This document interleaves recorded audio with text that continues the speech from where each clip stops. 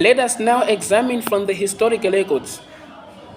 We certainly come to realize that terrorism is not a Muslim monopoly, as the media portrays it.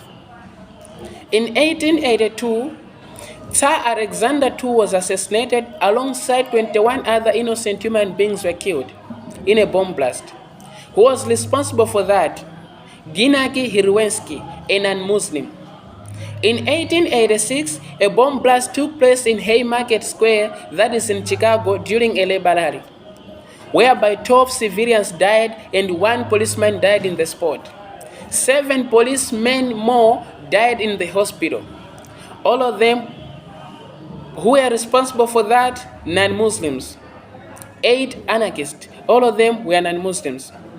On 6 September 1902, the United States President William McKinley was assassinated. He was assassinated by Leon Sislogosis, he was an anarchist and a Muslim. On 28 June 1914, the Archduke of Austria and his wife were assassinated.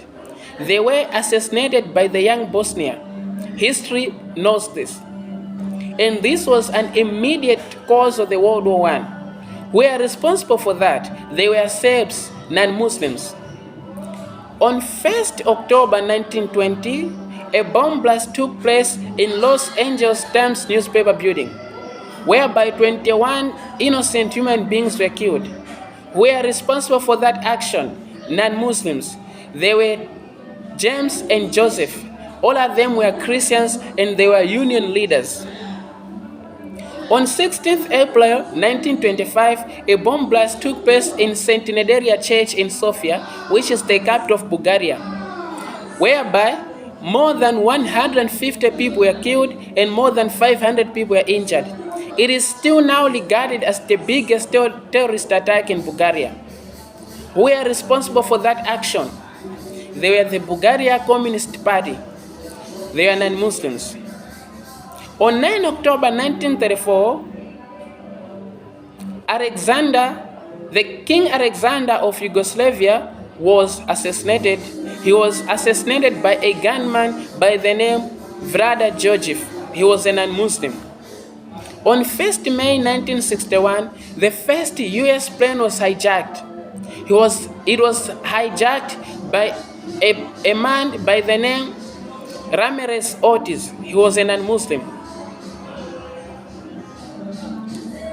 In 1968, the US ambassador to Guatemala was assassinated. Who was responsible for that action? A non-Muslim.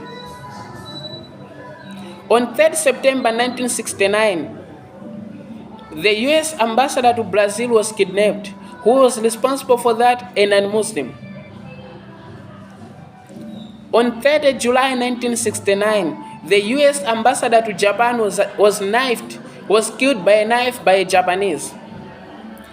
He was a non-Muslim. We have had what we call the Oklahoma bombing. It was done by 2 Christians, Timothy and Terry, whereby 166 people were killed in the same spot and 100 people were injured. Let us now see individuals who have killed a number of people. Adolf Hitler. Adolf Hitler was a German. He incinerated 6 million Jews. He had hatred towards the Jews than any man could establish present days. He said, Germany will be healthier only by killing the Jews.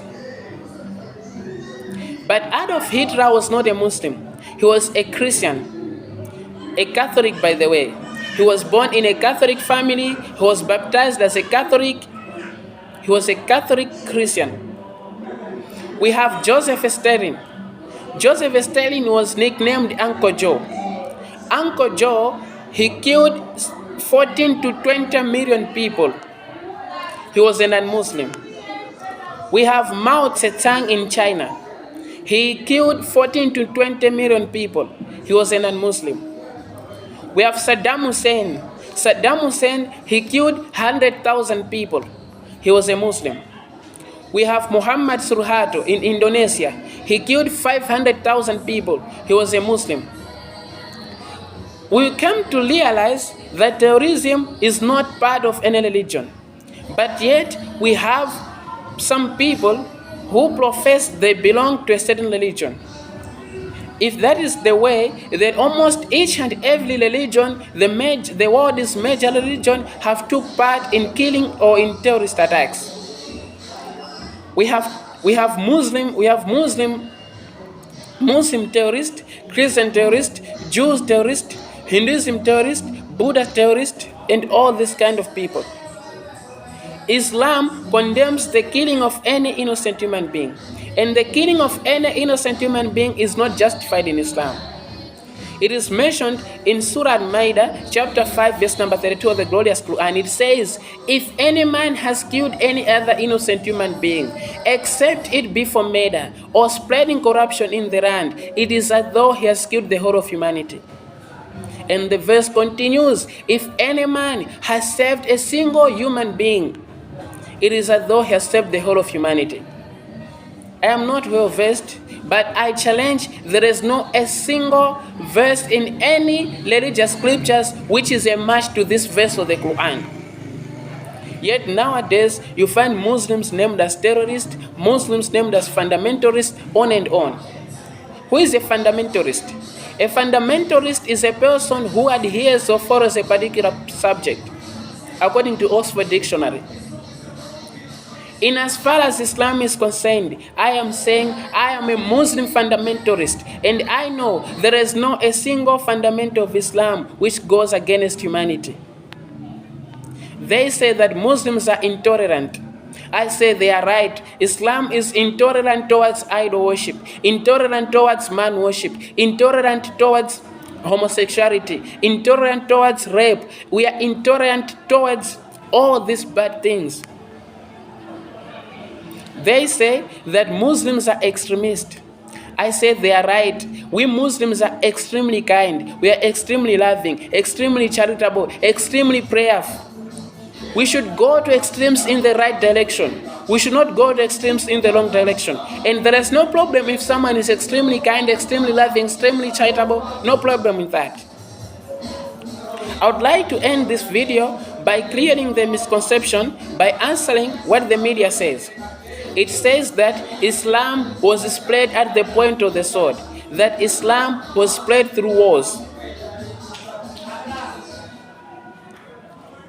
Thomas Carlyle, one of the well-known personalities in the 19th century, he talked about the sword. He said, the sword, yes, let it be the sword indeed. As for every new opinion begins in the minority of one. In one's man's head alone, yet it does the idea. It is the duty or the inventor of the idea to carry his sword and propagate his knowledge. Thomas Carlyle, a non-Muslim, he talked about the sword. What sword is he talking about? He's talking about the sword of intellect. Islam was not spread through wars. What does the Quran say about spreading Islam? The Quran says, invite people to the way of your Lord with wisdom and knowledge, and preach to them with perseverance and patience, and preach to them in the best ways. It is also said that